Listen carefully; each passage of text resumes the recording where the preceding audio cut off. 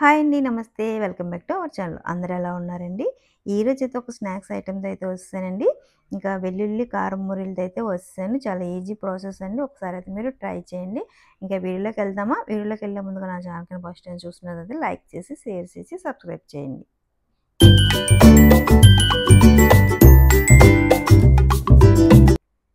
ఇక ముందుగా అయితే దీనికి కావాల్సినవి ఏంటంటే వెల్లుల్లండి. తొక్క తీసినవి ఒక 6, 7 వెల్లుల్లి అయితే తీసుకున్నాను.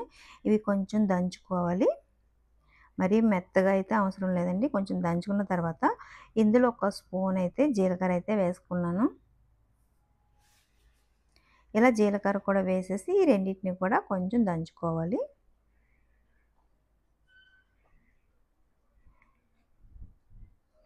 కొంచెం కచ్చా పచ్చాగా అయితే చేసుకుంటే సరిపోతుంది. మరీ మెత్తని పేస్ట్ లాగా అయితే అవసరం లేదు. ఇలా కొంచెం దంచుకున్న తర్వాత ఇందులో అయితే కారం అయితే వేసుకోవాలండి. ఒక స్పూన్ అండ్ హాఫ్ కారం అయితే వేసుకున్నానండి. మీరు మురీలు ఎన్ని తీసుకున్నారో చూసుకొని దానికి తగ్గట్టుగా అయితే స్పైసెస్ అయితే వేసుకోండి. ఇలా కారం కూడా వేసేసుకుని ఇంకా మొత్తం 3 కలిసేటట్టు అయితే కలుపుకోవాలి. వెల్లుల్లి, జీలకర్ర, కారం ఈ మూడింటిని కూడా కలిసేటట్టు కలిపేసుకోవడమే.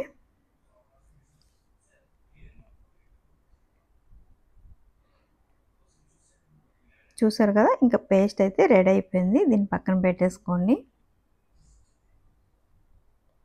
మీరు కడాయిలో వేసుకున్నప్పుడు కూడా కావాల్సినంత వేసుకోండి. ముందు చూసుకుని దానికి తగ్గట్టుగా అయితే వేసుకోండి. మొత్తం అవసరం లేదు. నాకు మొత్తం ఒక ఫుల్ స్పూన్ అయితే అయింది కదా. దీన్ని పక్కన పెట్టేసుకుని ఇప్పుడు ఒక కడాయి పెట్టుకోవాలి స్టవ్ మీద. ఇలా కడాయి పెట్టుకుని ఇందులో అయితే ఆయిల్ అయితే వేసుకున్నాను ముందుగా. ఇలా ఆయిల్ వేసుకున్న తర్వాత ఆయిల్ హీట్ ఎక్కిన తర్వాత పల్లీలు అయితే వేసుకోండి.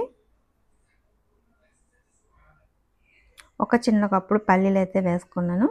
ఈ పల్లీలు మొత్తం బాగా వేగాలి. లోన వరకు వేగే వరకు నెమ్మదిగా లో ఫ్లేమ్లో పెట్టుకుని వేయించుకోండి. ఇంకా పల్లీలు వేగిన తర్వాత ఇప్పుడు ఇందులో కరివేపాకు అయితే వేసుకోవాలి. ఇలా కరివేపాకు కూడా వేసుకుని మరి కొంచెం సేపు అయితే వేయించేసుకోవాలి.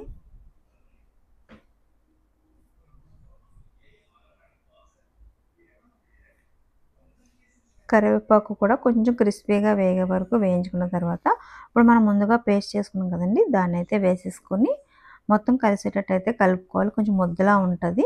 మనకు మొత్తం కలిసేటట్టు నెమ్మదిగా ఇలాగ కలుపుకుంటూ వేయించుకోవాలి.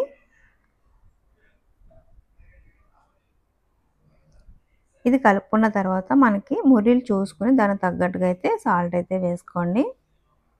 సాల్ట్ కూడా ఇందులో వేసేసుకోవాలి.